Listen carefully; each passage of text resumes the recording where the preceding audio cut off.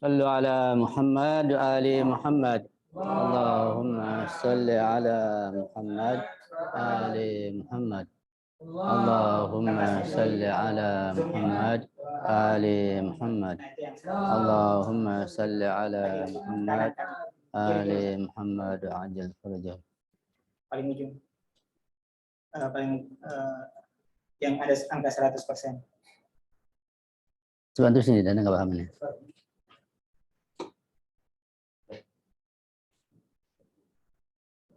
Biar teman-teman bisa lihat. Oh, di situ.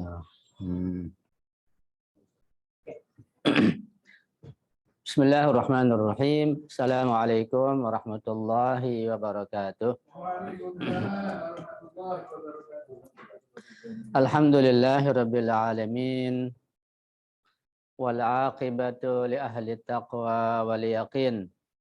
Wala udwana illa 'alal zalimin. Asyhadu an la ilaha illallah wahdahu la syarika lah. Wa asyhadu anna sayyidana wa nabiyyana Muhammadan abduhu wa rasuluh. Allahumma salli ala Fatimata wa abiha wa ba'liha wa baniha wa sirril mustawda'i fiha bi'adadi ma ahata bihi ilmuk. Allahumma kun li waliyyika al-Hujjat ibn al-Hasan salawatuka alaihi wa ala abaihi fi hadhihi as-sa'ah wa fi kulli sa'ah waliyan wa hafidha wa qa'idan wa nasira wa dalilan wa 'aina hatta tuskinahu ardaka taw'a wa tamatti'ahu fiha tawila bi rahmatika ya arhamar rahimin. Rabbi shrah li sadri wa yassir li amri wahlul 'uqdatam min lisani yafqahu qawli, amma ba'du. Ikhwani wa akhwati rahimakumullah.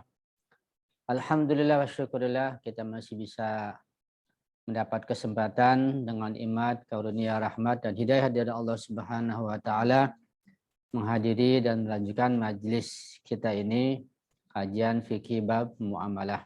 Mudah-mudahan apa yang telah kita kaji, apa yang kita pelajari dapat kita pahami dengan baik dan kita bisa mengamalkannya dan menyebarkannya ke orang lain insyaallah. Pada pelajaran yang lalu kita sudah membahas sedikit banyaknya masalah hutang piutang, yang tentu itu salah satu bab fikih yang cukup luas karena berkaitan dengan masalah bank, masalah bunga bank, masalah hubungan masyarakat, sosial, hubungan negara, bahkan hubungan orang yang hidup sampai orang yang meninggal dunia, masalah hutang piutang. Pertemuan yang kedua ini kita sempurnakan dengan adanya soal jawab. Ya, insya Allah kita sudah bisa sedikit banyak memberikan jawaban ketika ada pertanyaan yang ada di sini. Setelah kita mengkaji, ya, tidak ada di situ. Ya, ada di fatwa-fatwa. Anak edit lagi. Insya Allah kita akan membahas secara perlahan-lahan. Langsung saja, di kitab fatwa-fatwa itu ada bab hutang piutang dari mulai masalah atau pertanyaan ke 612. Ya, buku fatwa-fatwa yang itu merah itu, yang jilid 2. Ya, yang jilid 2. Saya ambil dari situ untuk melengkapi kajian kita. Satu pertanyaan, soal yang ke 612. Ada seorang pemilik perusahaan yang meminjam uang kepada saya untuk membeli bahan-bahan produksi. Beberapa waktu kemudian, dia mengembalikan uang tersebut kepada saya dengan adanya kelebihan yang dia berikan dengan kerelaan sempurna, tanpa adanya syarat sebelumnya. Dan saya pun tidak mengharapkan hal itu. Bolehkah saya menerima kelebihan uang tersebut? Nah, ini pertanyaannya. Jawabannya gimana? Boleh ya. Kenapa boleh? Karena nggak ada unsur riba. Ya boleh karena nggak ada unsur riba. Apa lagi? Boleh karena tidak ada syarat di awal. Ya. Itu diantaranya. Sekarang lihat jawabannya. pada kasus yang ditanyakan di mana syarat pemberian hutang bukanlah adanya kelebihan di saat membayar dan dia pun memberikan kelebihan itu dengan kerelaan sempurna dari dirinya sendiri, maka tidak bermasalah untuk menerimanya. Bahkan ini termasuk yang ihsan.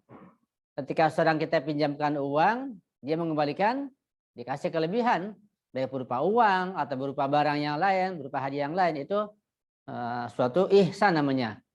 Jadi kebaikan. Ya, ada hadiah, ada hibah, ada infak, ada sedekah. Ini berupa ihsan.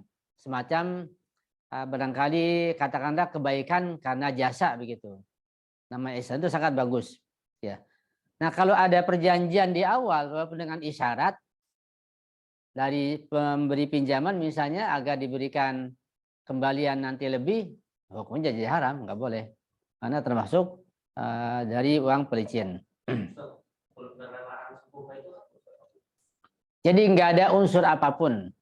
Ya. Ya, pokoknya betul-betul dia ikhlas, rela untuk memberikan semacam hadiah, bukan tip ya. Hadiah murni. Karena dia telah berbuat baik memberikan pinjaman, maka dia memberikan tambahan tersebut, ya. Iya. Jadi kalau ada unsur sedikit saja, unsur misalnya karena nggak enak atau karena nanti ketika minjem lagi dibeli lagi, udah lain, ya. Itu sulit. Karena biasanya kalau sudah dikasih kelebihan, nanti si yang memberikan pinjaman juga dia tertarik memberikan pinjaman lagi, begitu. Itu nggak sempurna, ya. Soal ke 613, ya. Perhatikan pertanyaannya, nanti bisa jawab insya Allah. Jika orang yang berhutang menolak untuk melunasi hutangnya, sehingga si pemberi piutang harus melunasi cek-cek yang harus ia bayar untuk mengajukannya ke pengadilan. Maka selain dia harus melunasi hal itu, ia pun harus membayar pajak pengadilan. Apakah secara syar'i ia memang bertanggung jawab atas hal itu? Ya. Jadi rupanya ada orang yang diberikan pinjaman, dikasih hutang, ya dia nggak mau bayar, walaupun sudah mampu, sudah bisa membayarnya, dia sengaja menolak untuk membayarnya. Nah, kalau pinjaman itu besar, sedangkan pemberi hutang dia mungkin nggak berani menagih atau sudah capek, terpaksa kan ke pengadilan. Ya kalau hutangnya 100.000, 100.000 ya udah, ditinggalkan aja. Kalau hutangnya 10 juta, 50 juta, terpaksa ke pengadilan. Nah, ketika pengadilan, si pemberi hutang ini kan ketika pengadilan dia nanti ada uang pajak, ada uang mungkin pendaftaran, uang macam-macam lah. Itu uang itu secara syar'i itu siapa yang berkewajiban membayarnya? Yang punya hutang ataukah yang memberikan hutang? Itu jawabannya. Di pengeluaran untuk sampai ke pengadilan nanti diadili untuk manggil orangnya, sidangnya macam-macam.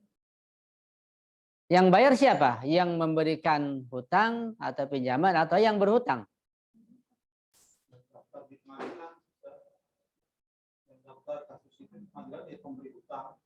Itu yang wajib bayar.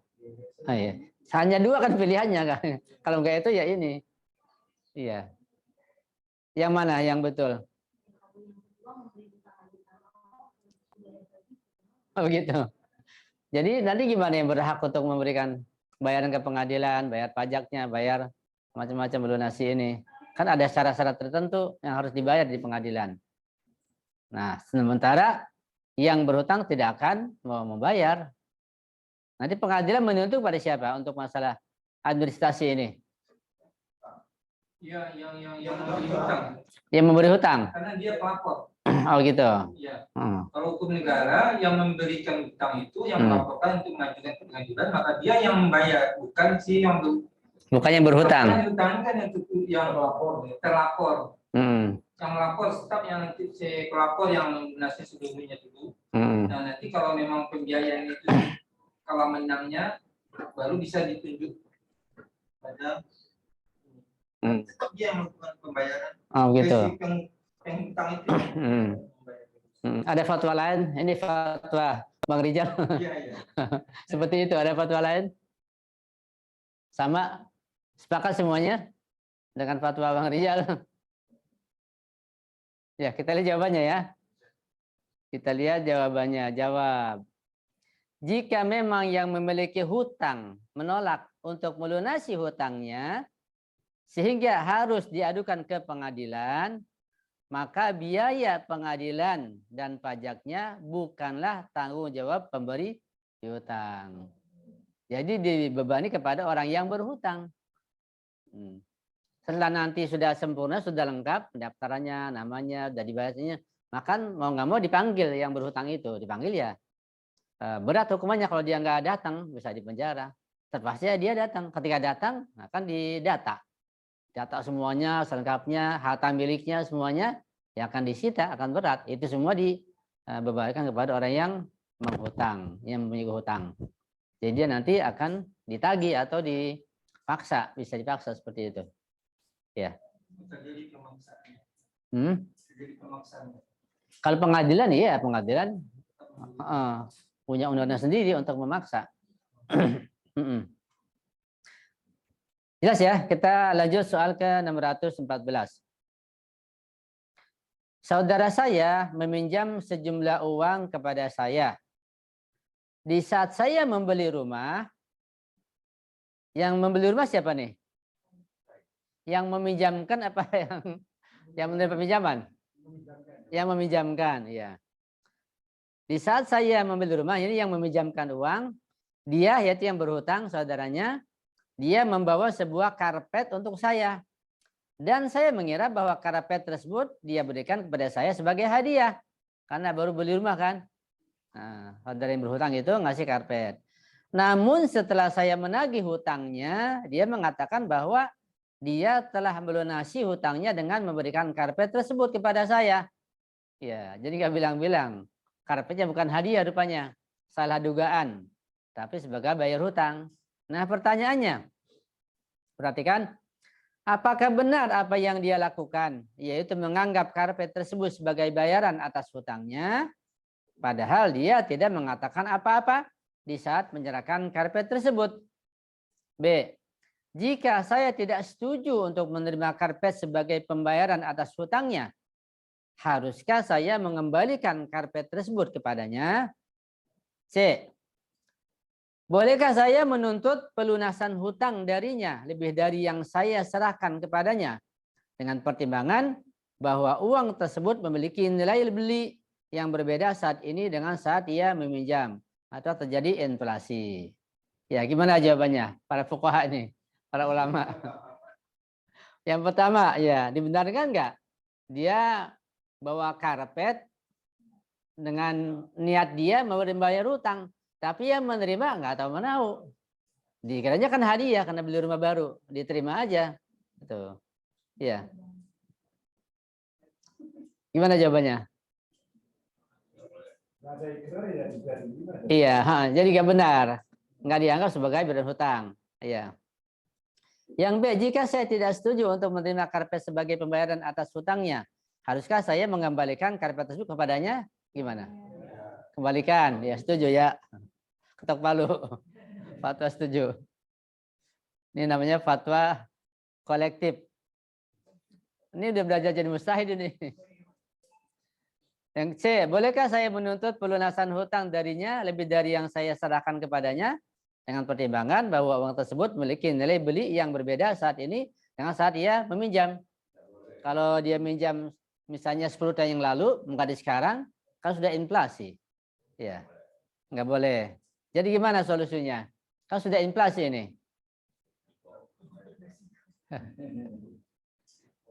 Pernah saya jelaskan waktu itu kalau terjadi inflasi. Ya, setelah uang itu terjadi penurunan. Kita lihat jawabannya ya. Jawabannya nih. Menyerahkan karpet atau sejenisnya yang bukan sejenis hutang yang diterima saat berhutang tidaklah dianggap sebagai pelunasan hutang. Kecuali atas kesepakatan Anda sebagai pemberi hutang. Kan sejak awal nggak ada kesepakatan untuk bayar dengan karpet itu. Berarti nggak bisa dianggap sebagai pembayaran atau pelunasan hutang. Oleh karena itu ya, selama Anda tidak merelakan hal itu, maka Anda berkewajiban mengembalikan karpet tersebut kepadanya. Dikembalikan lagi karpet itu. Ya. Karena ia masih dibawa ke pemilikannya. Belum jadi hak milik si penerima karpet tersebut. Belum jelas statusnya. Berkenaan dengan selisih nilai beli saat itu dan saat pembayaran, berdasarkan prinsip kehati-hatian, Anda wajib melakukan kesepakatan atau suluh dengannya. Ya damai. Kalau dulu misalnya hutangnya ketika awal minjam 10 juta, setelah sekian tahun menjadi berubah, harga emas, harga dolar jadi misalnya berubah jadi naik jadi 11 juta, nah, lalu minta kesepakatan ditaikan untuk pembayaran hutangnya itu menjadi tambahkan 500 atau berapa begitu. Namanya suluh, cari jalan damai. Ya, jadi enggak ada ketetapan khusus, berapa saja yang penting sepakat gitu, damai. Kalau nggak selesai ya ke marja atau ke pengadilan. Ya. Ini jelas ya. Masalah berikutnya, apa hukum membayar hutang dengan uang haram? Uang haram apa misalnya? Contohnya uang haram itu. Uang hasil korupsi, apalagi? Uang hasil judi. Apalagi? Hasil menipu, ya. Jual barang haram, keuntungan dari barang haram, ya. Ahsantum. Apa hukum bayar hutang dengan uang haram tersebut? Apa hukumnya? Misalnya si A punya hutang pada si B. Si A baru menang main judi atau baru korupsi. Hutangnya, biar aja hutangnya dari uang menang judi itu. Hutangnya jadi lunas enggak? Lunas, ya. Ada pendapat yang lain? Secara nominal sih. Lunas, iya. Secara batinnya saya. Iya. Iya, kita lihat jawabannya. Membayar hutang dengan uang milik orang lain, uang hasil mencuri, hasil korupsi, hasil main judi, penipuan, itu kan bukan miliknya, milik orang lain, walaupun nggak tahu milik siapa. Namanya majhulul malik, milik orang lain, bukan milik dirinya. Bukan berarti milik orang itu ada orangnya, enggak. Walaupun orangnya nggak diketahui, namanya milik orang lain. Ya, membayar hutang dengan uang milik orang lain tidak menggugurkan hutang Anda. Tetap masih berstatus dia punya hutang. Ya. Oleh karena itu, Anda tetap memiliki tanggungan untuk membayar hutang yang Anda pinjam. Ya. Jadi sudah diberikan itu dikembalikan. Iya. Nah, yang beri hutang tadi ya gimana itu? Tetap dia terima juga? Enggak, karena ternyata itu uang, ketika dia tahu itu uang hasil judi atau uang haram, wajib dikembalikan, dilepas lagi. Nggak tahu lain lagi, orang nggak tahu. Iya. Iya. Si penerima nggak ada masalah, tapi yang memberikan itu yang bayar hutang tetap bermasalah buat dia. Dan di akhirat dia dianggap belum bayar hutang. Nah, jadi hutang itu ada dua sisi, ada hak manusia, ada hak Allah di situ. Iya. Sekalipun dari sisi hak manusia dianggap lunas, sudah dibayar kok lunas kan. Sementara dia nggak tahu, jadi yang meminjamkan nggak tahu ini uang dari mana, terima saja, oh sudah lunas. Tapi di situ hak Allah belum, secara hukum tasyri'i belum. Nah di sisi Allah tetap disidang lagi, karena membayar sesuatu dengan uang yang haram. Gitu pula misalnya pergi haji, sedekah, masih anak yatim piatu, infak. Kalau dari yang haram ya nggak sah semuanya dan nggak ada nilainya. Nah cuma dari sisi si penerima ketika nggak tahu ya nggak ada masalah. Dan penerima pun terkadang penerima itu dia bisa mengetahui pada kondisi tertentu ya Pak, buat orang tertentu dia bisa tahu kalau itu uang haram misalnya. Itu para Eropa seperti itu. Jadi walaupun sama-sama uang, kalau antum tunjukkan misalnya uang ratusan ribu ada dua, misalnya yang sebelah kanan ini dari keuntungan yang halal 100.000, sebelah kiri dari hasil mencuri, sama kan uangnya. Kalau para Eropa melihatnya berbeda, tahu ya ini uang haram, ini uang halal, begitu tahu begitu. Karena itu Anda pernah mungkin pernah dijelaskan barangkali bahwa ilmu pengetahuan itu untuk mencari solusi sesuatu terkadang pada batasan tertentu nggak cukup. Ilmu pengetahuan setelah lahiriah pada kondisi tertentu enggak cukup. Perlu adanya ilmu syuhudi namanya. Itu di atas ilmu biasa, itu ilmu laduni, ilmu syuhudi. Yang punya ilmu syuhudi itu yang lengkap hanya para imam ma'sum. Karena itu ketika imam ma'sum memberikan solusi lengkap, selesai. Karena ilmunya ilmu laduni, ilmu syuhudi, di atas ilmu biasa. Ilmu kita ilmu biasa, ilmu tek kita, apa yang ada di tek. Di luar itu kita nggak tahu. Karena itu kita menghukumi berdasarkan lahiriah yang ada. Batinnya kita nggak tahu. Nanti di bahasa imam zaman beda dengan imam sebelumnya. Imam zaman menghukumi dengan syuhudi, dengan hakikat. Ya, jadi orang nggak ada untuk berdusta atau misalnya nifak, nggak ada. Nah, beliau tahu dan menghukumi berdasarkan kenyataan itu. Sekalipun orang datang berzina atau misalnya mencuri nggak ada saksi, ya tahu dihukumi secara hakikat. Itu pada masa imam zaman. Ya, pada masa kita sekarang pun terkadang terjadi menyelesaikan sesuatu dengan ilmu syuhudi. Anak kasih contoh ya. Ini contoh dari guru ana, Said Murtadha Libanon. Dia pernah cerita. Dia pakai imamannya itu unik dengan Imam Khomeini waktu itu. Dia punya haujah di Tamrin sekarang ini. Dan juga sudah mustahid. Dia pernah cerita ke ana, pernah dulu sekelompok orang Syiah di India, masjidnya direbut oleh orang-orang Sikh. Direbut, diambil, dirampas. Nah, ini orang Syiah nggak bisa melawan karena jumlahnya nggak banyak begitu. Diambil, dirampas. Mereka hubungan dengan seorang ulama, seorang raja besar di Irak. Ya. Kata ulama itu, kata raja di Irak itu memberikan fatwa, kalian jangan melawan karena kalian sedikit jumlahnya. Nggak boleh. Itu fatwa dari marja di Irak. Ya, marja besar. Jadi mereka nggak melawan. Rupanya mereka ini nggak puas. Mereka mengontak, bertanya pada Imam Khomeini di Iran. Kan Imam itu tahu keberaniannya, makam-makam syuhudinya luar biasa. Kata Imam, lawan sampai darah penghabisan. Itu luar biasa. Dilawan, menang, dan direbut kembali. Itu. Jadi kadang-kadang ilmu biasa nggak cukup, perlu ilmu syuhudi, ilmu irfani. Itu contohnya ya. Seperti itu. Seperti Imam Ali ketika mendobrak pintu Khaybar, ya. Orang pertama ya diutus untuk mendobrak benteng Khaybar, dilihat wah berat, nggak mungkin nih, ulang gagal dengan pasukannya. Orang kedua Rasulullah utus, gagal juga. Ya udah kata Rasulullah, nah nanti aku utus seorang yang dia meridhai Allah dan Rasulnya dan dia pun dicintai Allah dan Rasulnya. Siapa? Kemudian datang Imam Ali yang kisah sakit mata kan. Nah, beliau yang mampu mendobrak pintu Khaybar, dicampakkan. Ketika menang dipasang kembali 40 orang angkat nggak kuat. Itu bukan dengan ilmu biasa, namanya ilmu batini, ilmu laduni, ya, ilmu irfani. Kadang-kadang diperlukan seperti itu. Banyak contoh seperti itu. Anda ingat satu contoh lagi. Satu contoh Ayatul Ma'syan Najafi itu yang makamnya dekat makam Syed Fatimah Sadikum. Dia di samping juga terkenal ulama, marja, juga ahli nasab. Dan ilmu ahli nasab dia itu bukan ilmu biasa, pakai tambah ilmu syuhudi juga. Begitu. Kan biasa pada bulan-bulan tertentu, bulan Rajab misalnya, kan ada pemakaian imamah bagi pelajar yang belum pakai imamah.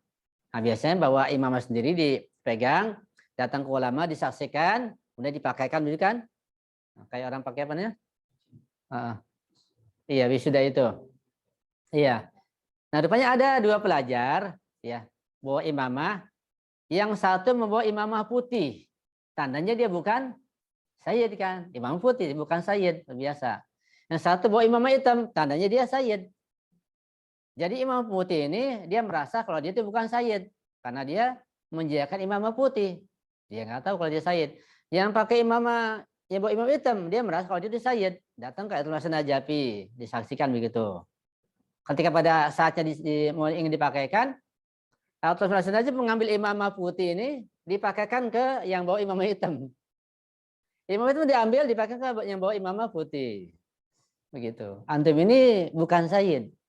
Pakai imamah ini. Antum ini sayyid, begitu. Itu ilmu begitu. Jadi ilmu itu bertingkat-tingkat. Jelas ya? Itu contoh saja. Ya, tadi mau tanya apa?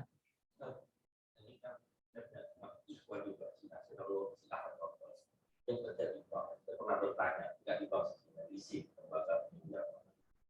Saya pernah bertanya karena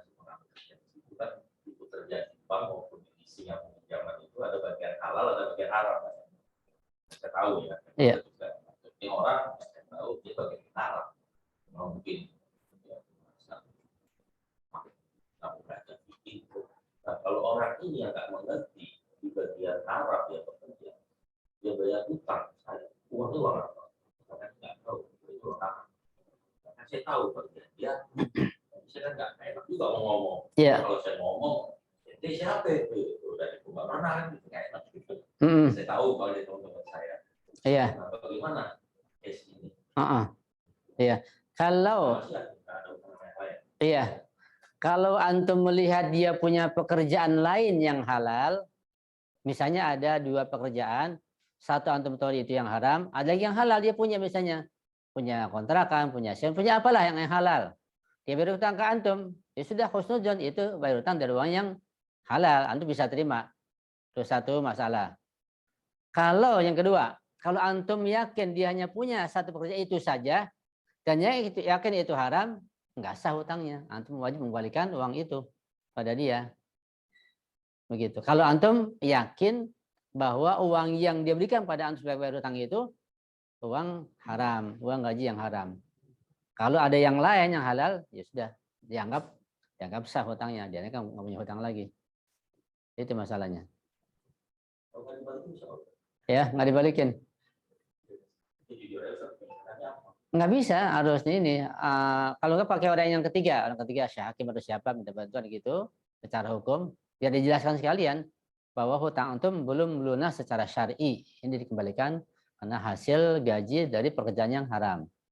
Ya, hukumnya begitu berat, memang sangat berat. Iya. Iya, harus dari yang halal.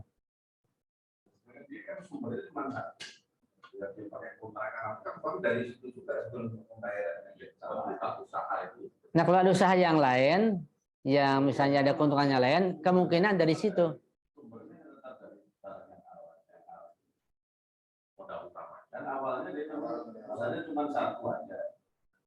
Iya, misalnya katakanlah antum punya kontrakan halal, punya sewa mobil halal, ya. Kemudian antum dapat pekerjaan baru yang haram, kan ada 2 sumber pendapatan. Nah, kan kita nggak tahu, iya kita nggak tahu yang mana yang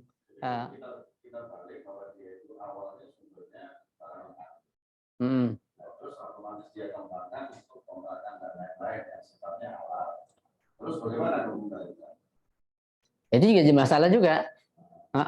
Kalau seperti itu. Iya. Repotnya juga antum tahu masalahnya ya. Kalau nggak tahu mungkin.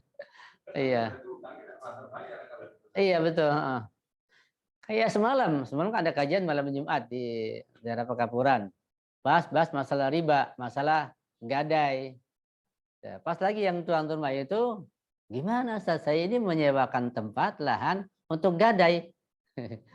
Iya, langsung. Ya pas itu gadainya bukan, jelas tentang hukum gadai, cara menggadai yang Islam yang bagaimana. Singkatnya itu gadai yang bukan Islam yang haram. Nah, jadi mulai tahun depan udah dilepas, di stop begitu. Karena setelah tahu hukum wajib diamalkan. Iya. Kalau yang dibayar hutangnya itu dia tidak tahu uang haram. Karena itu uang haram.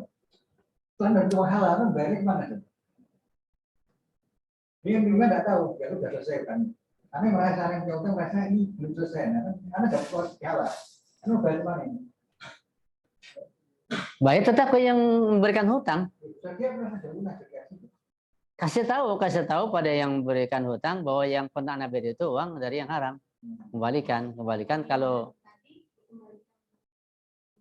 tergantung, kalau hasil mencuri, naudzubillah, kembalikan pada orang yang dicuri. Kalau hasil korupsi, kembali pada dari mana hasil korupsi itu. Kalau nggak jelas, berikan ke marja. Ya. Nanti dikelola oleh mereka.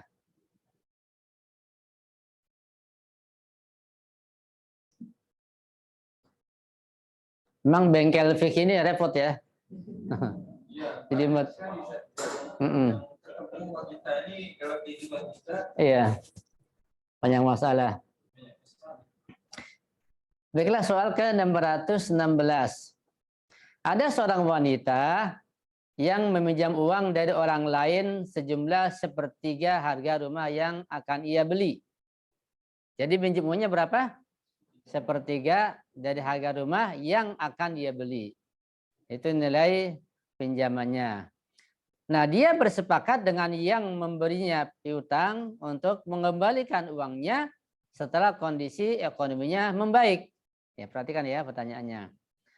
Pada saat itu pula, putra sang perempuan tersebut memberikan selembar cek sejumlah uang yang diterima oleh ibunya sebagai jaminan atasnya. Setelah berlalu 4 tahun, ahli waris masing-masing, rupanya udah pada meninggal nih yang memberikan hutang dan yang menghutang. Setelah berlalu 4 tahun, ahli waris masing-masing pelaku hutang piutang tersebut bermaksud untuk menyelesaikan masalah tersebut. Nah, pertanyaannya, haruskah ahli waris sang ibu menyerahkan sepertiga rumah yang dibeli dengan uang hasil pinjaman kepada pemberi piutang, ataukah mereka cukup melunasi uang sebesar yang tertera di dalam cek? Gimana jawabannya?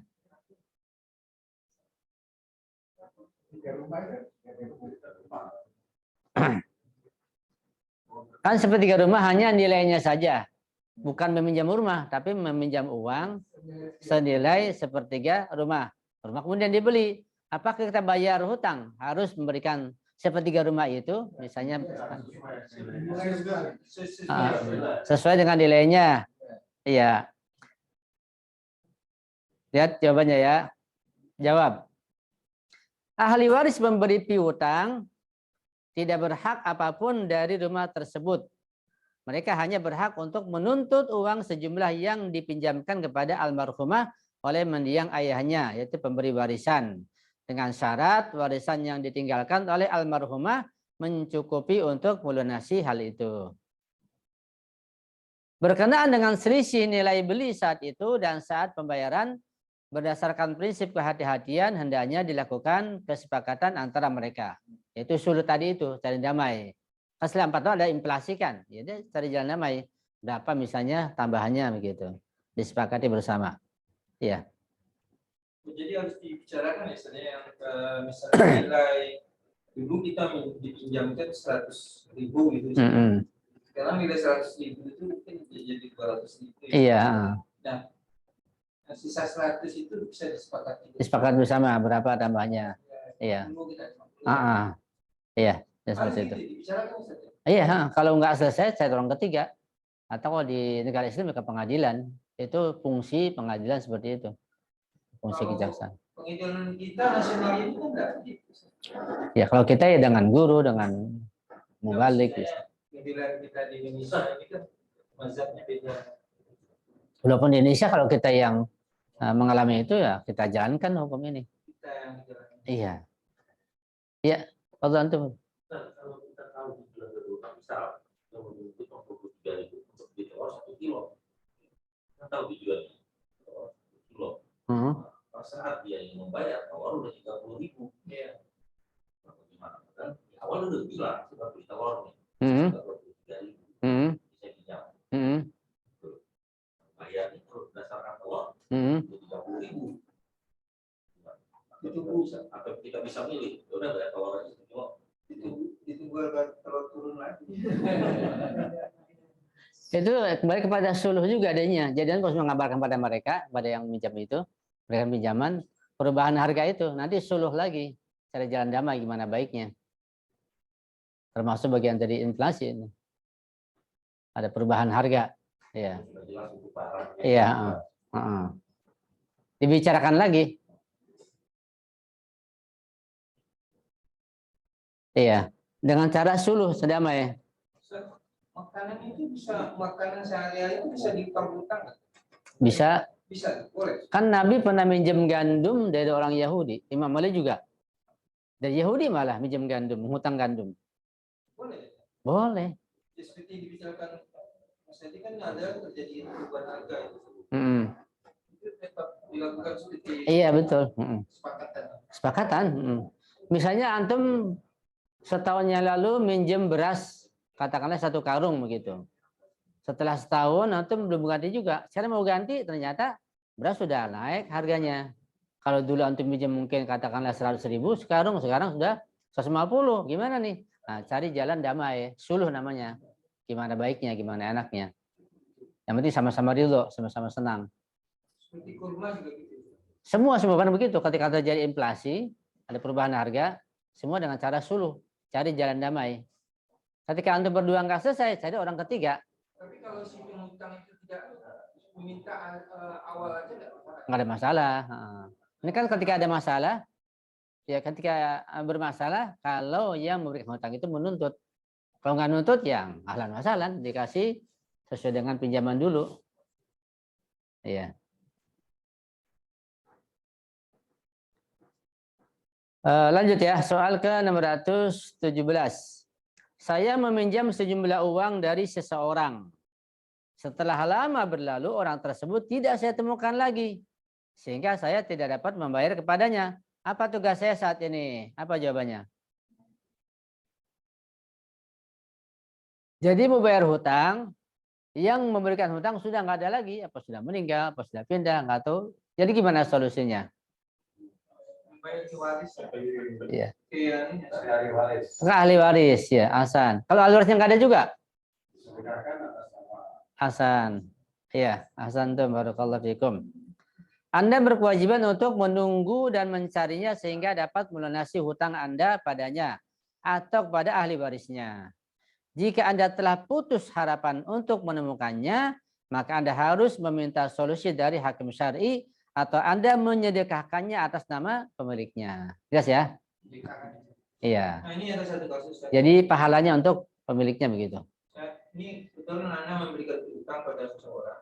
Iya. Orang itu meninggal. Habis itu Anda berkata, udah naik ikhlasin aja karena udah meninggal. Iya. Anda juga nggak bisa nuntut kepada keluarganya. Suatu saat sekian tahun itu, tentu keluarganya datang kepada Anda. Pak, itu Bapak punya hutang. Anda suruh bayar, yang uangnya ada. Selasa Anda udah mengikhlaskan tapi nggak mau, dia nggak mau katanya tetap mau dibayar kepada Anda. Jangan terima gitu. Iya, kalau untuk menerima, antum sedekahkan untuk mayat itu, sedekahkan atau hadiahkan. Nah, jadi pahalanya berlipat ganda. Antum itu juga memang anaknya ada kembalikan berapa? Iya. Ini sedekahkan. Iya. Tapi kalau di ikhtiar sendiri, Ustaz, ya alhamdulillah gitu. Iya. Kenapa? Namanya tama kalau gitu. Ini kita punya utang, Ustaz. Sampai kita sudah sekali jalan sampai kita meninggal, kita tuh nggak mampu sama sekali bayar utang gitu. Artinya dia ngerti kita, jadi udah dianggap ya udahlah gitu. Mungkin itu bagaimana di akhirat nanti, Ustaz. Sementara dilihat dari ahli waris mungkin nggak paham, nggak tahu atau nggak apa gitu ya. Sebenarnya memang kita nggak sengaja, memang nggak bisa bayar utang itu kan? Iya. Hutang termasuk bagian yang akan disidang nanti di akhirat ketika nggak selesai di dunia. Apapun yang nggak selesai di dunia, ada sidang akhirat, itu berat sekali. Iya. Sampai-sampai ada riwayat terjadi pertikaian atau cekcok antara sesama ikhwan begitu, sampai meninggal belum damai. Nah, nanti di akhirat dipertemukan. Silakan saling memaafkan begitu. Karena ada masalah di dunia dulu, ribut. Ketika nggak nerima kedua-duanya, baru ke sidang. Itu berat. Ya.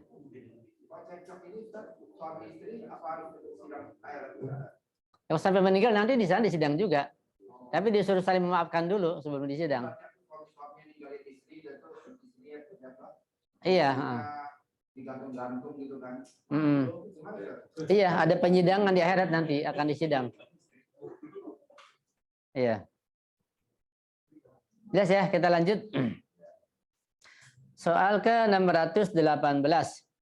Bolehkah seorang pemberi piutang menuntut dari yang berhutang kepadanya semua biaya yang ia keluarkan untuk urusan birokrasi pengadilan dalam rangka membuktikan hutang piutang tersebut? Jawabannya? Iya, tadi sudah jelas ya. Ini kan pengulangan saja dalam bentuk redaksi yang berbeda. Secara syar'i yang berhutang tidak berkewajiban untuk membayar biaya pengadilan tersebut. Untuk menyelesaikan masalah-masalah seperti ini, hendaknya diselesaikan sesuai undang-undang Republik Islam Iran. Ini di Iran ya yang berlaku. Ada undang-undangnya, ikuti aturannya. Yang jelas, yang berhutang itu, yang punya hutang yang harus membayar. Soal 619. Jika orang yang punya tanggungan hutang tidak melunasi hutangnya atau mengabaikannya, bolehkah si pemberi piutang merampas atau mengambil barang hak miliknya, baik secara terang ataupun tidak? Gimana jawabannya? Depannya ini tidak bayar hutang, tapi dia mampu sebenarnya. Atau punya barang yang untuk membayarnya, bisa dijual. Boleh nggak dirampas atau diambil?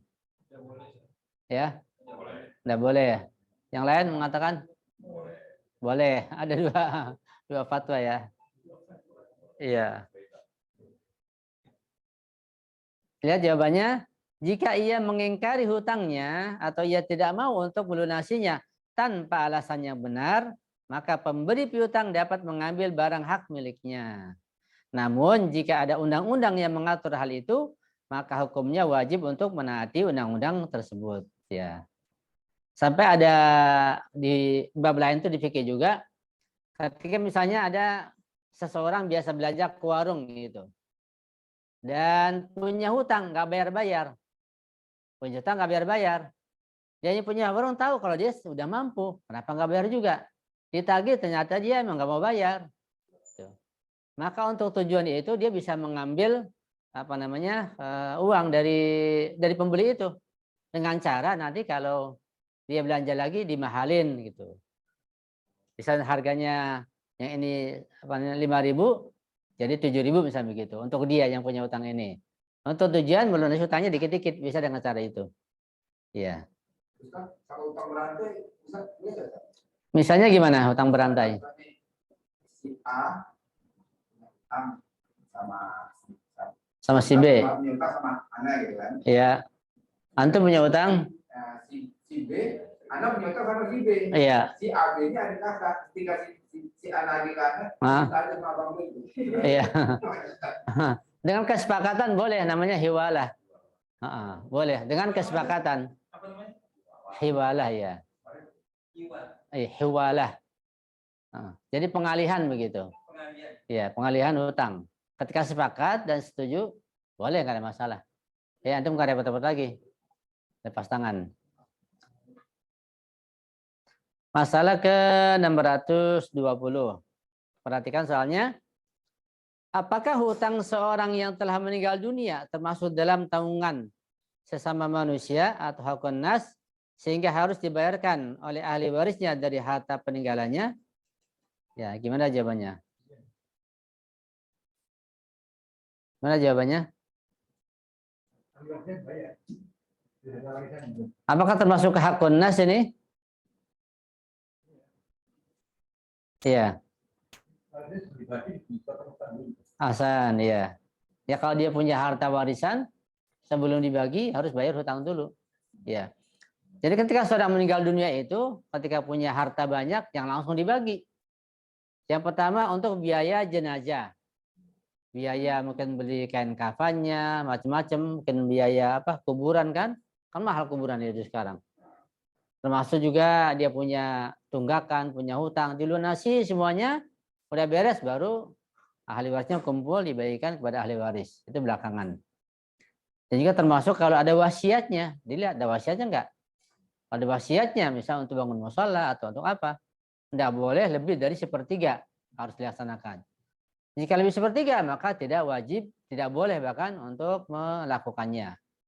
Jadi batas maksimal hanya 1/3 dari wasiatnya itu yang bisa dilaksanakan.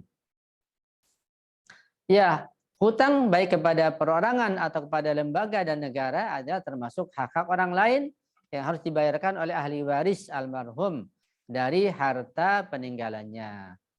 Para ahli waris tidak berhak untuk mempergunakan harta peninggalannya sebelum dibayarkan terlebih dahulu hutang-hutangnya tersebut. Soal ke-621.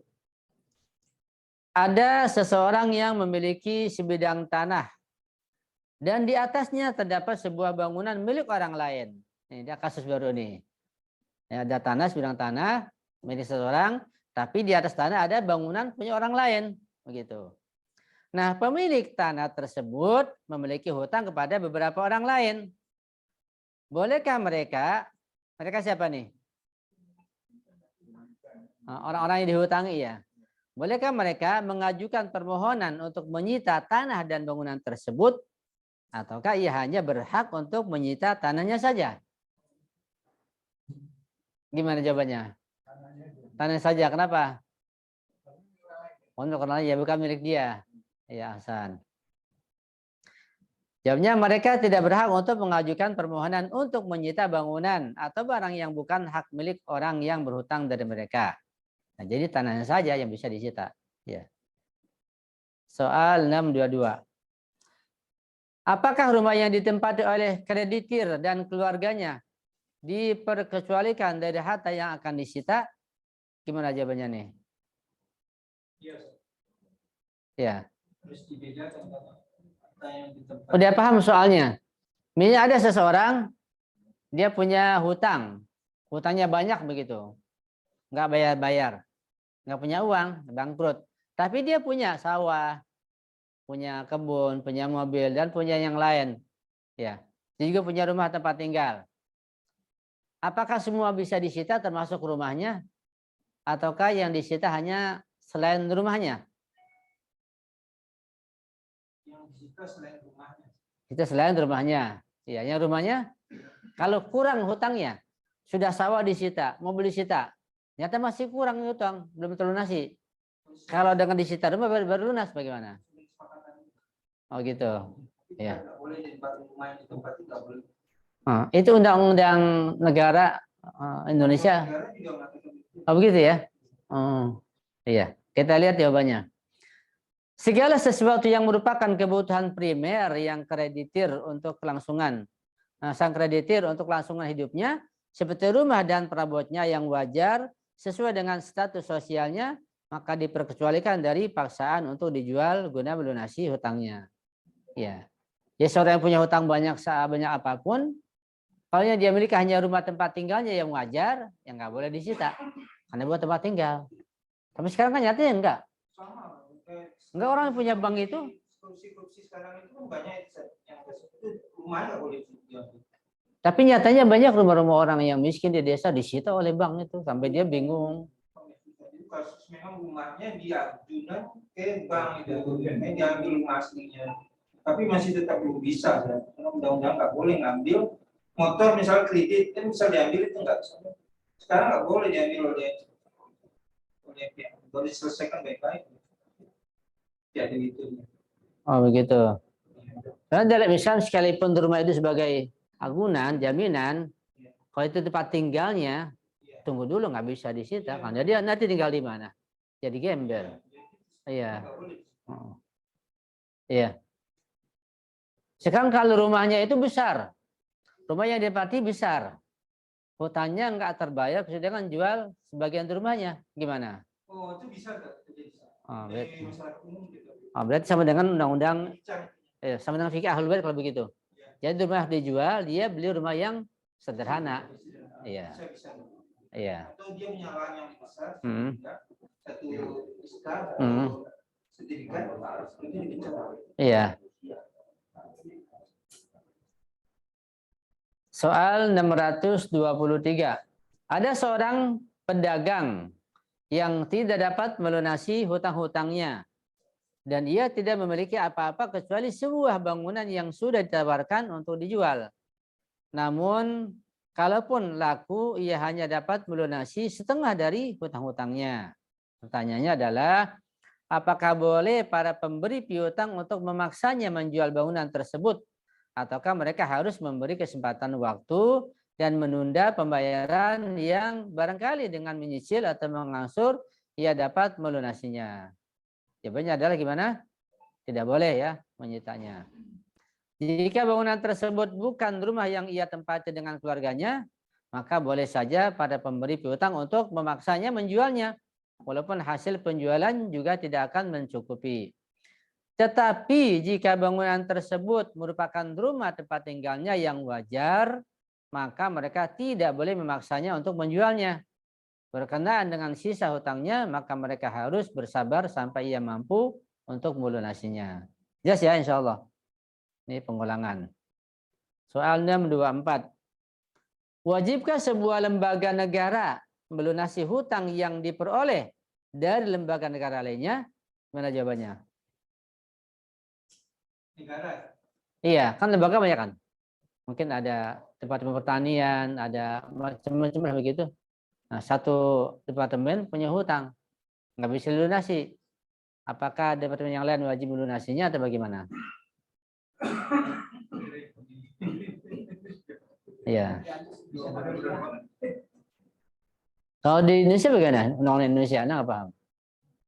Tahuannya memang dulu zaman Soeharto begitu ya. Tapi sekarang nggak ngerti ya. Oh gitu. Dulu buat utang misalnya di GI itu kan dibayarkan utang yang lain gitu. Karena pemerintah pada saat itu tidak mempunyai pendapatan. Kalau sekarang kan enggak. Tapi dulu boleh, sekarang iya. Coba lihat jawabannya ya. Dalam hal kewajiban membayar hutang sama hukumnya dengan hutang-hutang lainnya. Ya, jadi sama, tetap wajib. Karena kan semua lembaga dalam satu tubuh negara. Satu punya hutang, lembaga yang lain wajib melunasinya. Nah, sekarang kalau seandainya itu hutang swasta, satu negara hutang ke hutang swasta yang negara yang sama. Negara apa wajib membayarnya? Kalau swasta beda tentunya. Beda negara. Kalau negara bagi Indonesia, hutang itu nggak bisa. Jadi kan selama ini terjadi seperti itu. Oh begitu. Iya. Jadi yang berhutang swasta pada suatu negara, pada saat terjadi bagaimana, terjadi rusuh, dia nggak membayar si swasta. Tapi si negara tetap menuntut kepada si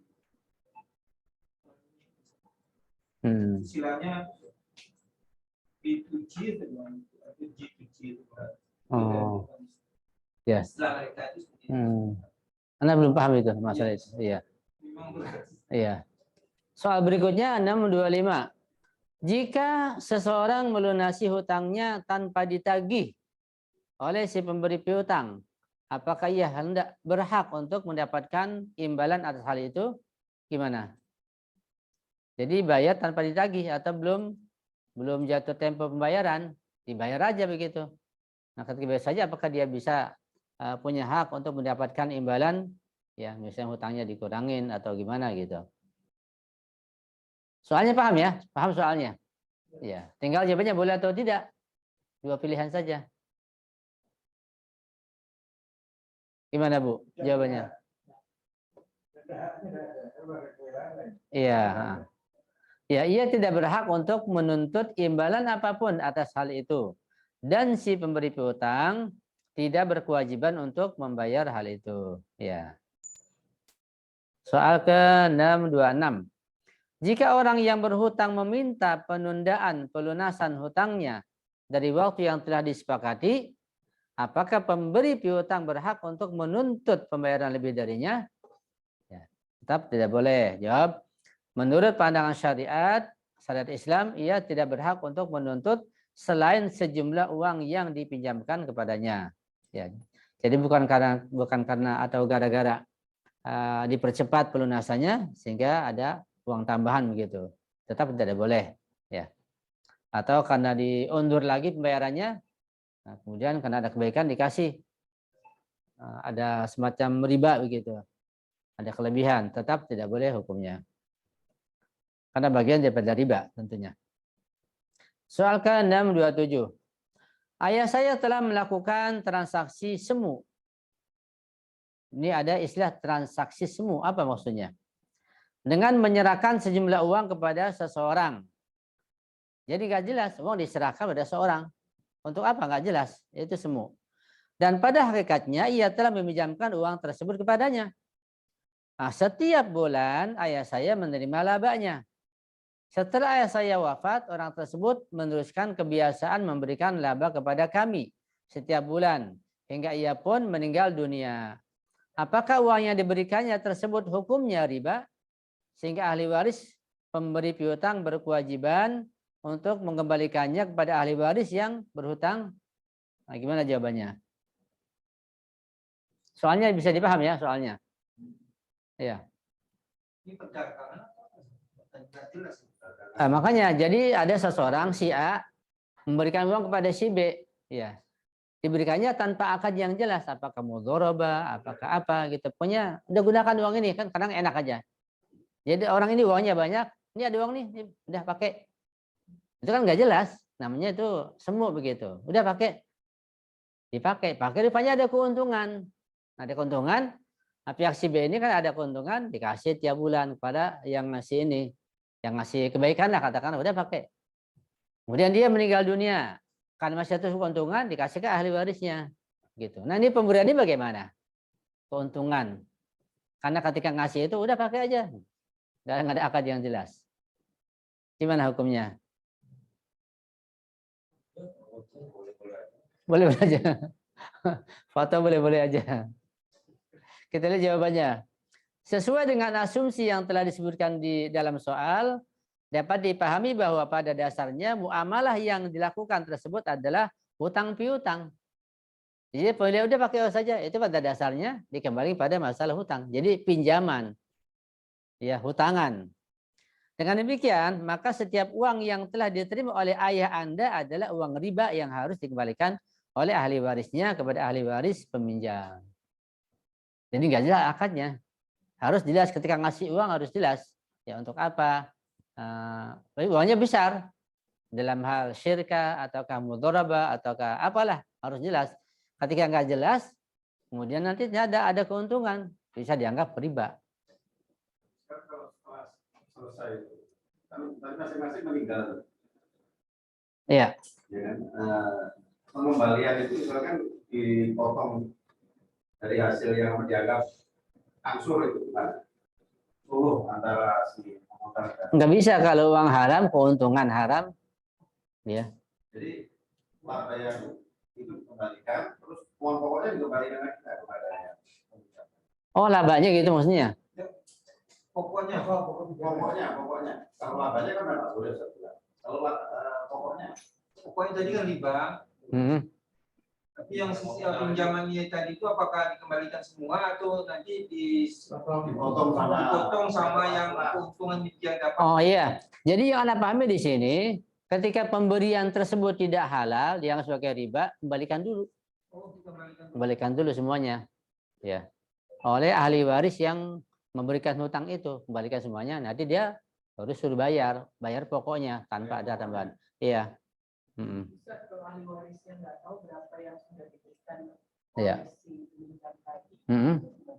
Harus dilacak, dicari, dicek, ditanya sana sini. Ketika nggak ketemu juga, cari jalan damai, diperkirakan, disepakati begitu. Tapi kalau yang kayak gitu kondisinya tapi niatnya adalah untuk menanam modal gitu, misalnya ada yang usaha, bisa ada sebenarnya perdagangan nggak apa-apa. Nggak apa-apa ya.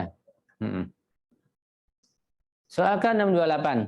Bolehkah seseorang menyerahkan uangnya kepada seseorang dan atas jasanya itu maka setiap bulan ia mendapatkan keuntungan darinya? Ini hanya menyerahkan uang kepada orang lain.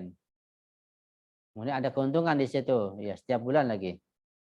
Jawab, jika mereka menyerahkan uang tersebut untuk dijalankan di bawah salah satu akad yang dibenarkan dalam syariat Islam, maka muamalah tersebut tidak bermasalah. Kalau ada akadnya, apakah mudharabah, apakah jualah, apakah syirka atau apa. Begitu juga uang laba, keuntungan yang diperolehnya tidak bermasalah. Nah ini, namun jika mereka memberikannya sebagai hutang atau pinjaman, maka walaupun hutang piutang tersebut sah hukumnya, uang laba yang diterima itu adalah riba dan haram hukumnya. Ya. Kayak misalnya menyerahkan uang ke bank, ya, tanpa ada akad yang jelas, tiap bulan dapat keuntungan, hukumnya haram, itu riba. Kalau dengan akad yang jelas, akad mudharabah atau apa gitu, ada keuntungannya ya, keuntungan dari mudharabah itu. Itu. Kecuali fatwa rahbar, khusus fatwa rahbar kalau di Iran. Ya. Kalau fatwa marja yang lain di Iran sekalipun, antum menyimpan uang atau naruh uang begitu, ada keuntungannya dikasih, haram hukumnya marja yang lain. Kalau rahbar untuk di Iran, di negara Islam, sekalipun antum menaruh, niat simpan ada keuntungan halal menurut rahbar.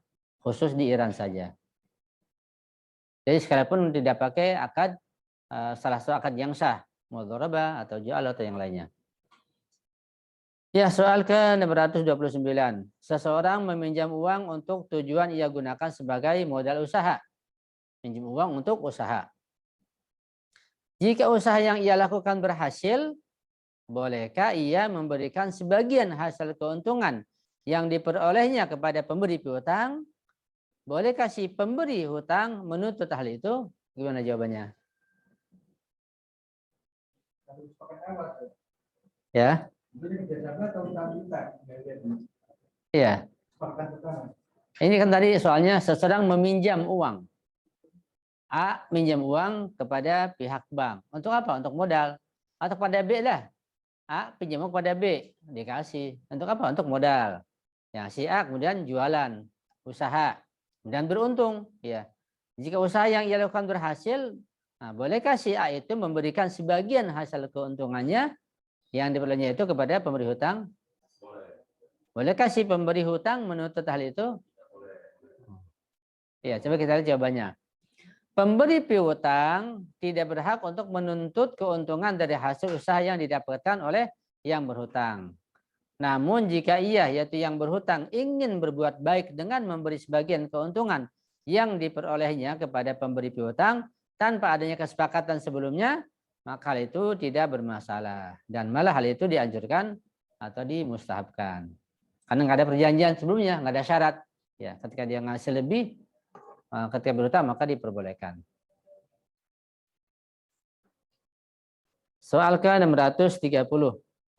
Seseorang telah membeli sebuah barang dari orang lain dengan cara kredit yang akan dicicilnya selama 3 tahun. Setelah berlalu 3 bulan, ia meminta untuk menunda pembayaran 3 bulan lagi dengan catatan dia akan membayar bunganya. Bolehkah ia melakukan hal itu? Iya. Kelebihan uang pembayaran tersebut adalah riba dan haram hukumnya. Jelas ya, ini gampang. Soal 631.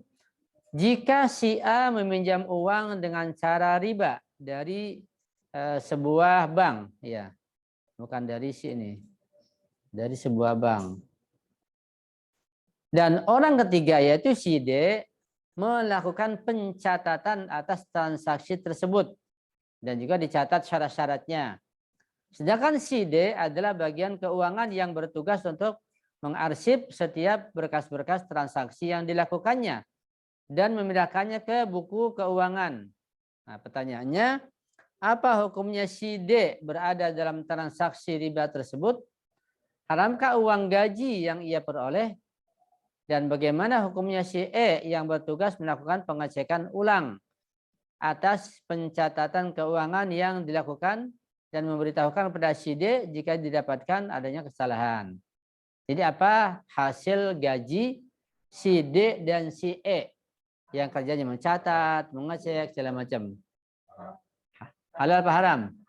Halal. Kata ibu halal ya? Karena kerja. Yang lain? Haram. Kenapa? Iya. Iya haram Bu, karena kayak kerja di bank.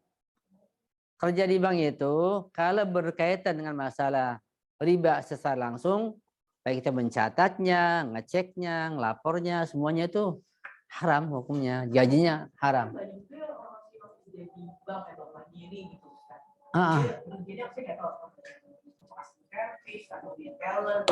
Jadi seluruh uang yang diperoleh itu kalau kerjanya di tempat yang halal, halal. Cleaning service atau apalah. Menerima misalnya pembayaran listrik. Di hal-hal yang halal, gajinya halal. Yang haram, seperti mencatat riba, memberikan pinjaman, mempromosi, mengecek. Semua kan riba itu. Itu yang haram semuanya.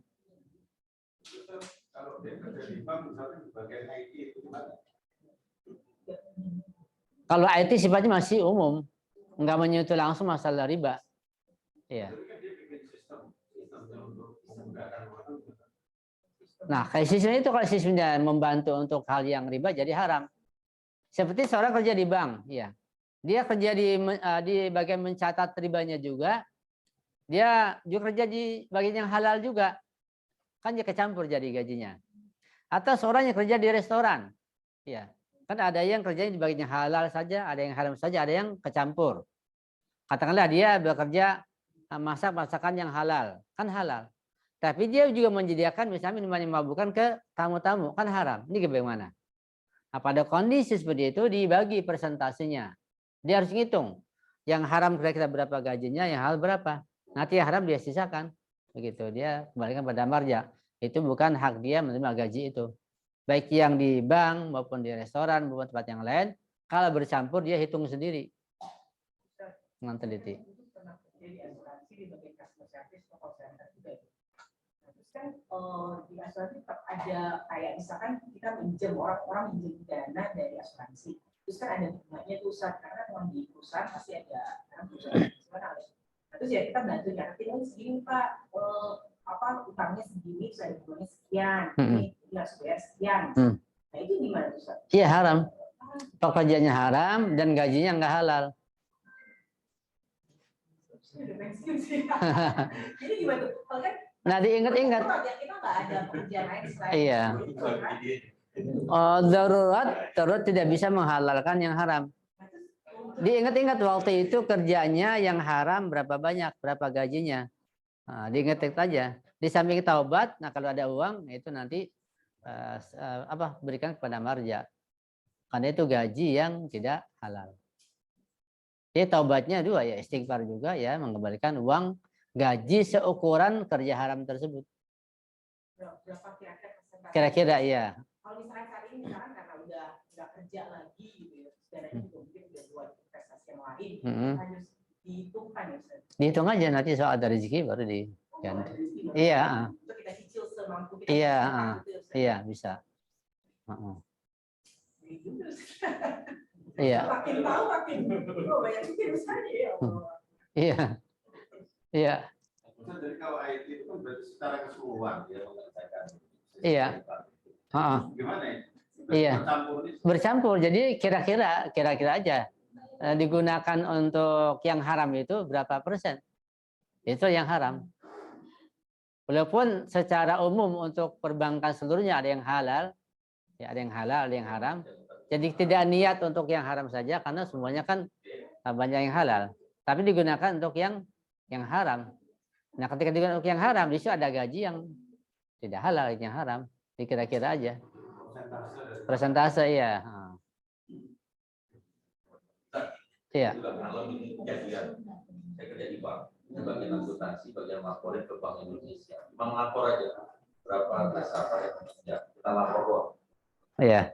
Haram juga, mudah-mudahan sih.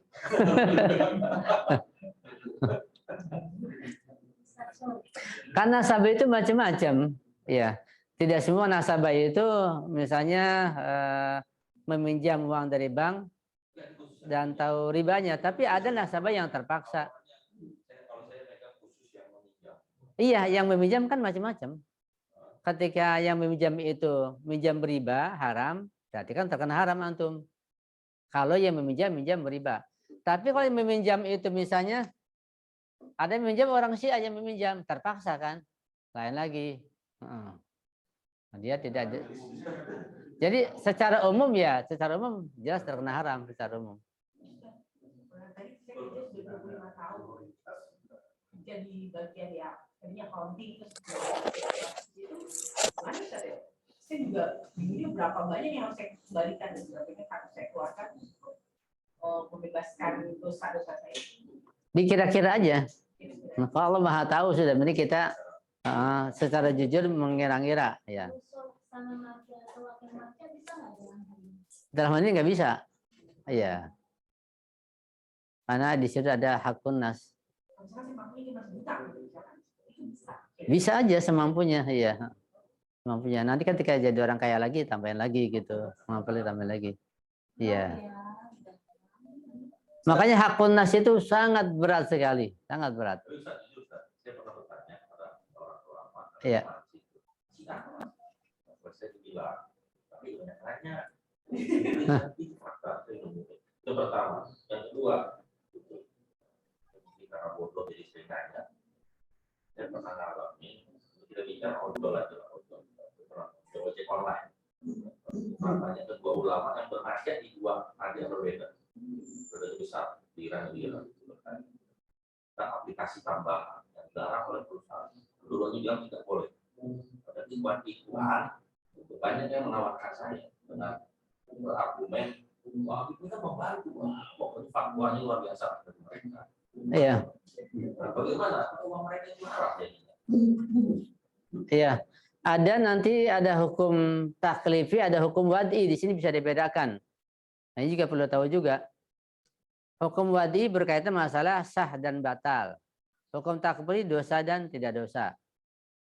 Karena bisa jadi satu pekerjaan secara taklifi haram, dosa, tapi secara wad'i sah. Misalnya begini. Antum pinjam uang di bank, uang riba. Perjanjian di bank, minjem uang 10 juta. Kembalikan dalam 1 tahun menjadi 10.200.000 kan. Ini kan riba, haram. Nah, antum nggak tahu hukum, antum pinjam uang itu. Ternyata, wah ini riba, bagaimana? Ya, nah secara taklifi, antum terkena haram dan berdosa. Tapi kan sudah dipinjam. Nah, secara wad'i, uang pinjaman boleh digunakan secara wad'i. Beda, taklifi dan wad'i. Taklifi antum terkena haram, secara wad'i boleh menggunakan uang itu. Gitu. Misalnya antum lagi sholat, ya, lagi sholat Allahu Akbar, ya. Kemudian ada katakanlah lihat sesuatu yang haram, ya TV atau apalah ada yang haram. Misalnya wanita yang buka auratnya begitu, lagi sholat padahal, gimana? Sholatnya sah nggak? Ya, secara wad'i sholatnya sah, tapi taklifi antum berdosa, ketika sholat, tapi sholatnya sah. Gitu. Itu antara wad'i dengan taklifi. Lain lagi dengan uang hasil mencuri.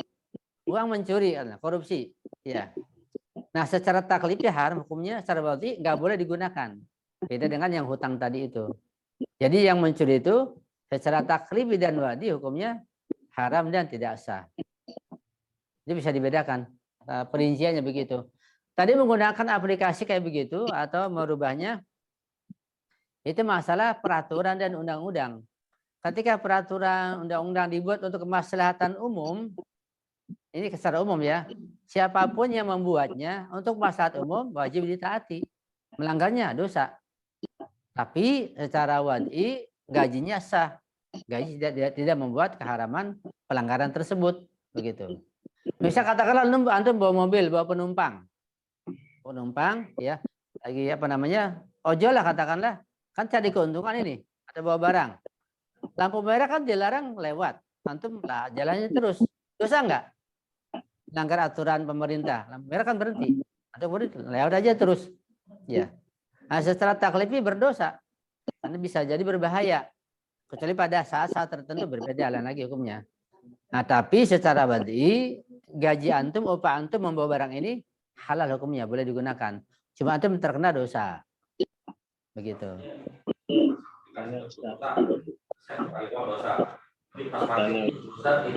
Setiap pakai dosa terus, tapi keuntungannya enggak. Iya, enggak merugikan orang lain, enggak ada masalah secara wad'i. Iya, kecuali ada unsur penipuan lain lagi, atau ada unsur merugikan orang lain lagi. Jadi hukumnya terperinci, dilihat dulu. Apakah merugikan orang lain atau tidak? Apakah mengganggu hak orang lain atau tidak? Gitu. Kalau mengganggu, merugikan, ya otomatis ya berarti haram juga.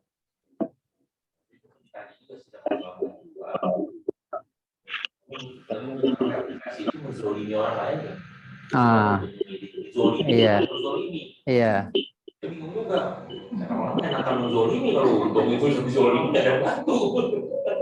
Iya. Halo. Perlu dirinci memang. Oh iya. Silakan. Terima kasih. Dengar Ustaz. Halo. Iya silakan. Baik. Jadi begini Ustaz, saya ini kan punya koperasi untuk ahlul bait saja jadi anggotanya. Nah itu saya yang terapkan itu tanpa bunga, kemudian tanpa denda, tanpa biaya administrasi. Peminjamannya minimal 1 juta dan maksimalnya 2 juta.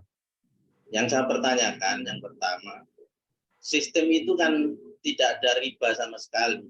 Jadi sistemnya seperti orang menabung dan uang tabungan itu lalu dipinjamkan. Nah, mereka yang menabung itu juga tidak mendapatkan keuntungan bunga karena kembali lagi niat kita adalah menolong. Sudah ada 260 orang yang melakukan pinjaman ini dan sudah sebanyak 596.300.000 rupiah. Ini sudah berjalan selama 3 tahun.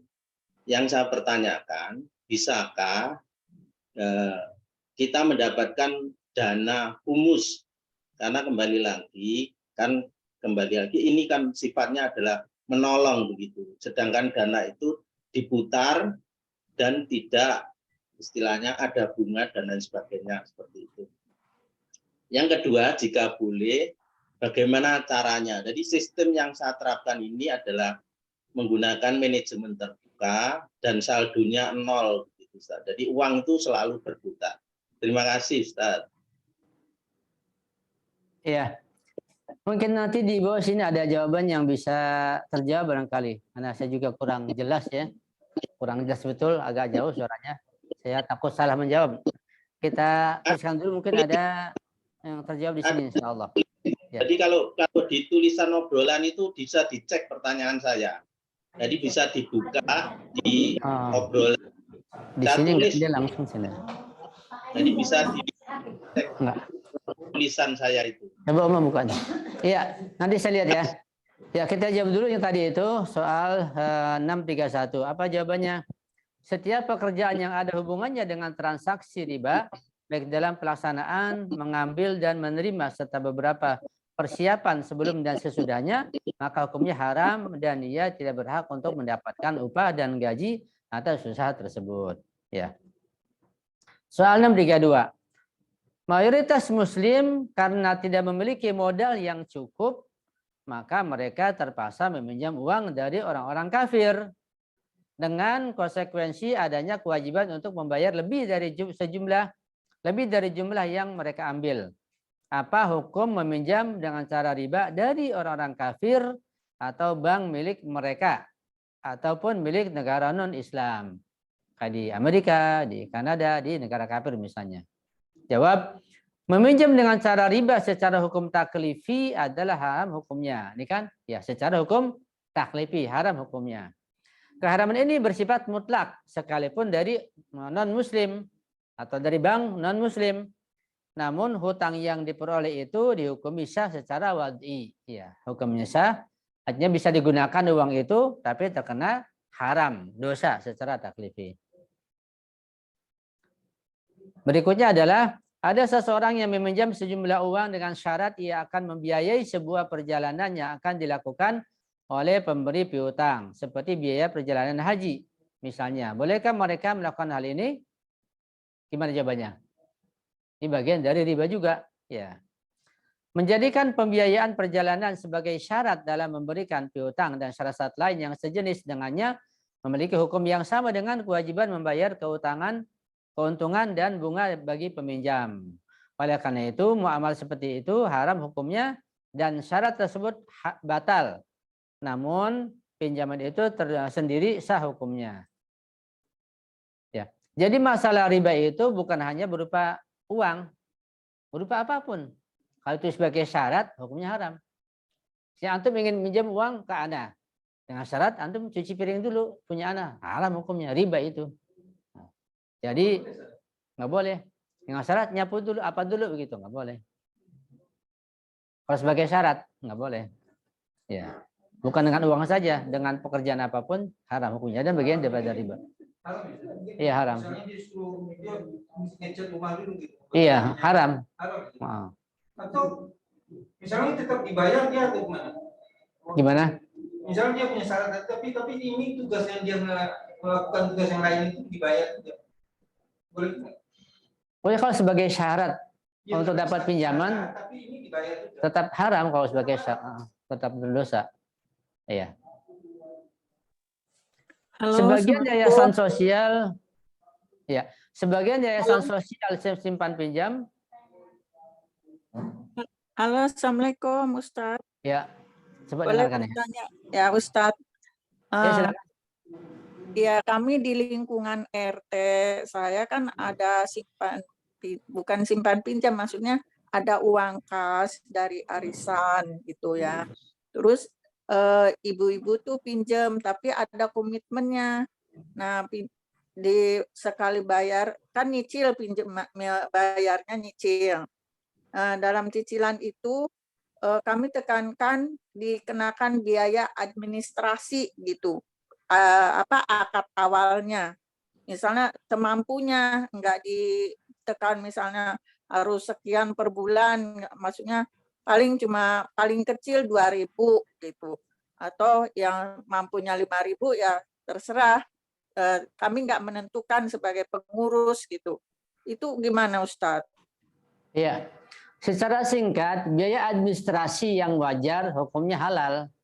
Artinya secara realita ada gitu administrasinya dan wajar, boleh nggak apa-apa halal.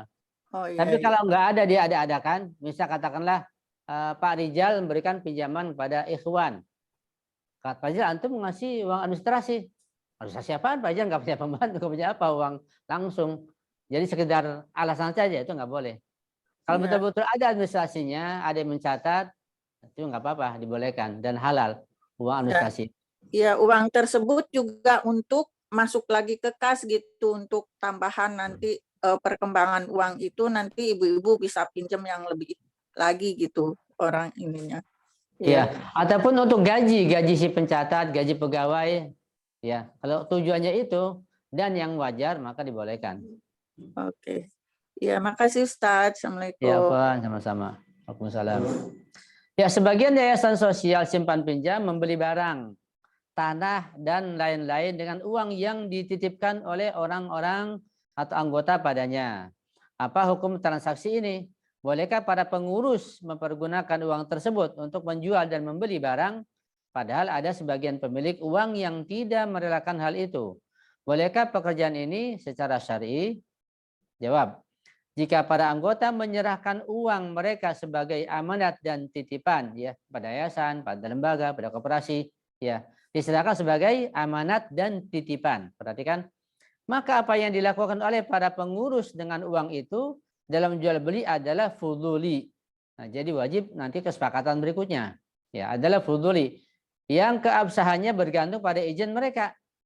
Adapun jika mereka menyerahkannya sebagai pinjaman kebaikan, maka apa yang dilakukan oleh para pengurus sesuai dengan wewenang yang diberikan kepada mereka, seperti membeli dan menjual dengannya barang-barang, tanah dan lain-lain, maka tidaklah bermasalah. Jadi di sini diperlukan dilihat tujuan para anggota menitipkan uang itu untuk apa? Apakah titipan saja sebagai amanat, ya, ataukah tidak, ya, sebagai kebaikan misalnya ihsan. Maka lain nanti hukumnya. Soal ke-635. Sejumlah orang meminjam uang kepada orang lain dan setiap bulannya mereka membayar keuntungan dan labanya tanpa adanya akad tertentu selain kesepakatan antara mereka untuk hal itu. Apa hukumnya? Transaksi semacam ini adalah transaksi riba. Syarat dan faedah yang diterima adalah haram hukumnya dan tidak boleh. Masih banyak kan ya? 636. Ini kali kasih. Iya, gimana pertanyaannya? Coba diulangi.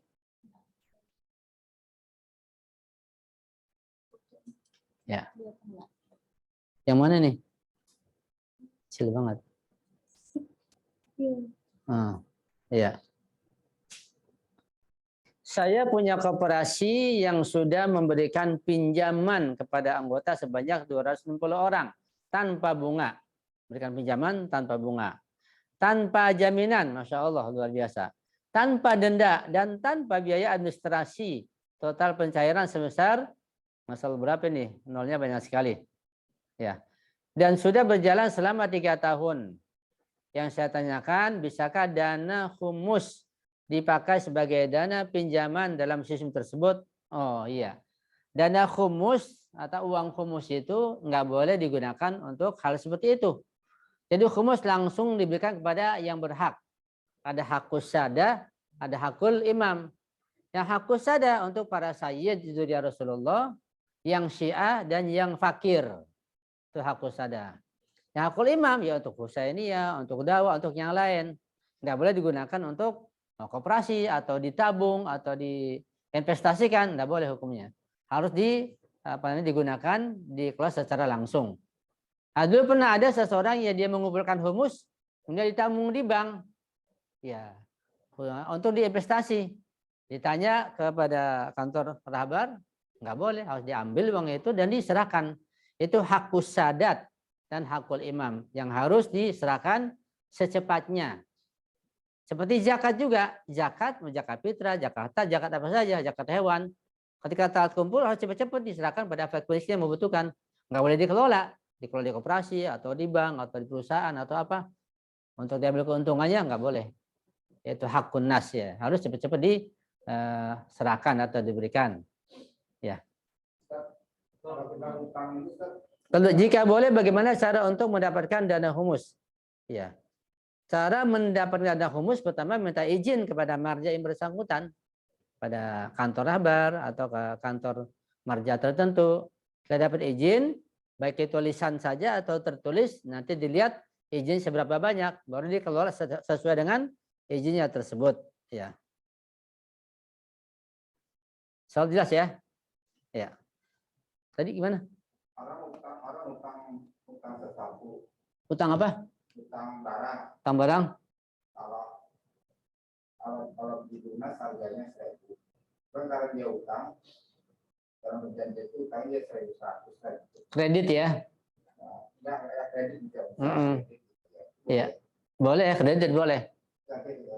Iya, jadi beli mobil, beli baju, beli rumah dengan kredit dan lebih mahal karena mencicil dalam tempo sekian tahun, hukumnya boleh. Ya, kalau Wahabi itu mengharamkan keras, nggak boleh kredit itu. Iya, ahli sunnah NU membolehkan, Wahabi mengharamkan karena ada ribanya.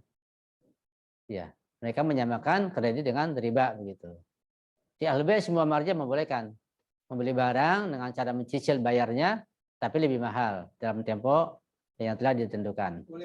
Boleh. Ya?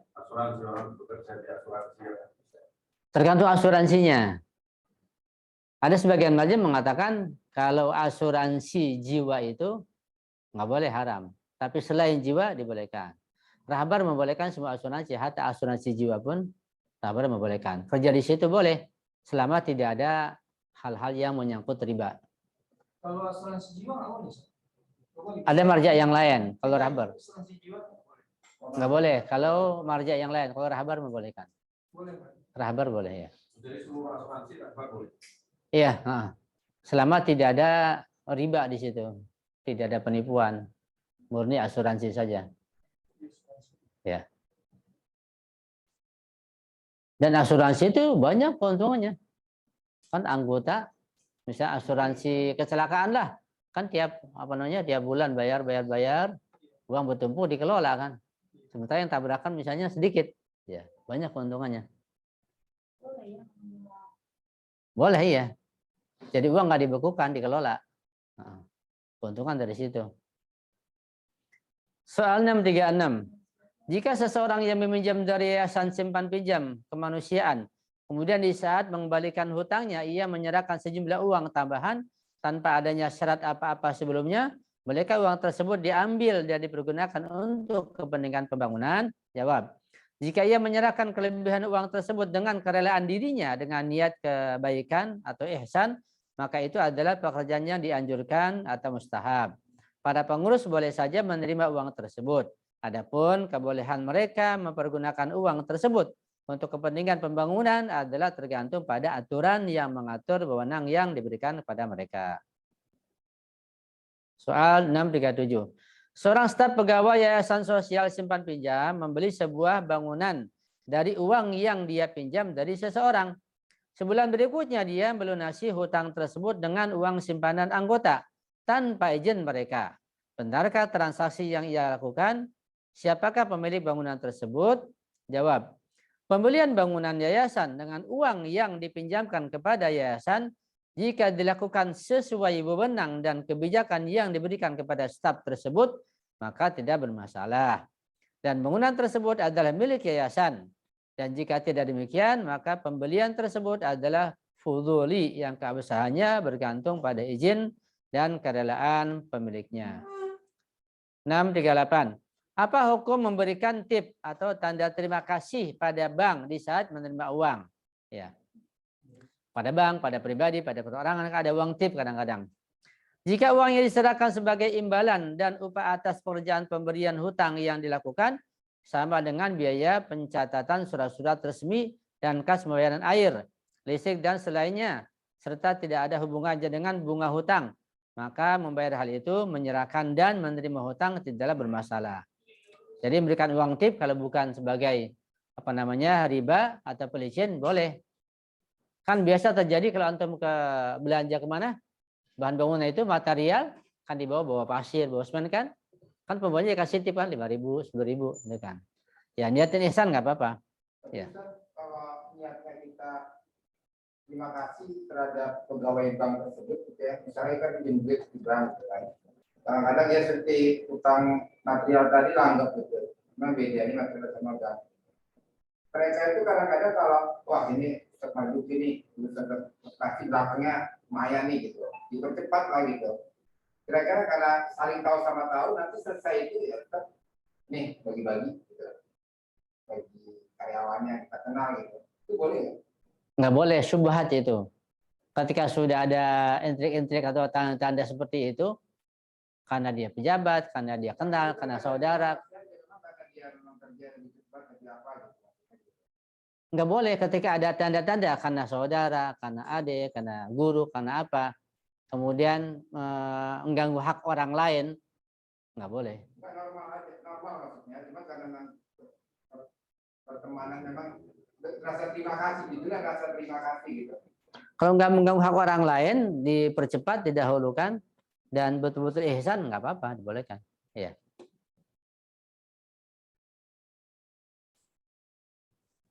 Ya. Masih banyak ini, ya. Waktu sudah habis, cukup ya. Nanti antum baca sendiri, insya Allah mudah-mudahan apa yang kita baca, kita pelajari dapat kita paham dengan baik. Bagi yang belum jelas atau mungkin takut salah paham, ya harus tanya lagi. Jadi bisa jadi, dan sering terjadi yang kita pelajari, kita simpulkan lagi di rumah, ternyata bisa salah paham. Jadi begitu. Jadi kalau belum jelas betul, belum mantap, antum baca lagi, diulang-ulang, dan kita diskusikan lagi insya Allah. Ya, supaya kita tidak salah paham. Sampai di sini dulu perjuangan kita, karena waktu sudah habis. Mudah-mudahan kita bisa jumpa di minggu mendatang dengan lain tema insya Allah. Ya.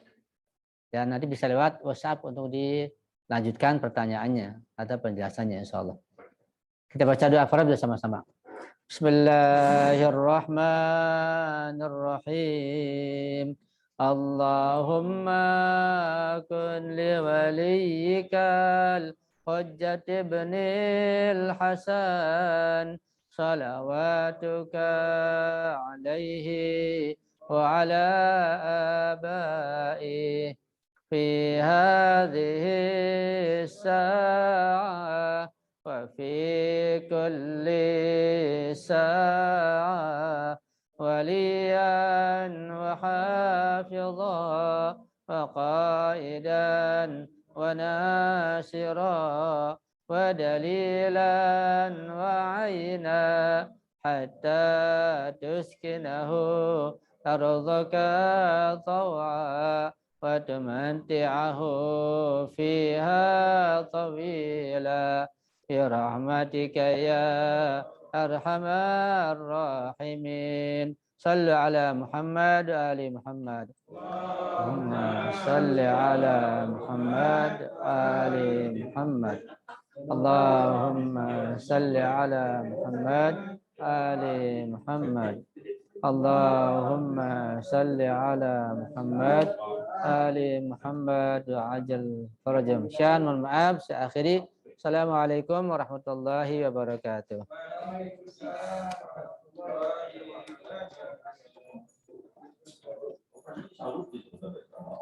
Masalah hutang panjang ya. Ya Allah.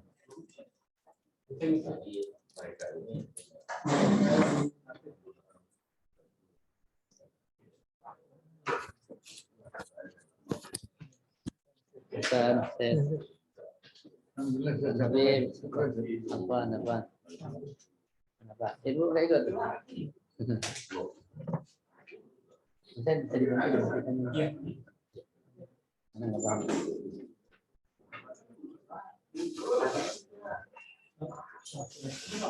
Antum mau mana nih? Pulang? Ustaz mau pulang? Ya, Anda bawa motor sih. Iya. Anda mau ngambil motor Hasim ada. Bawa motor? Iya, mau ngobrol. Kalau nggak bawa motor? Nggak. Bisa. Ada jalan sana, saya nggak tahu. Ada jalan. Enggak sih. Oh, ini kajian nanti malam. Enggak. Belum ada janji sih. Pertama kali ngajak saya.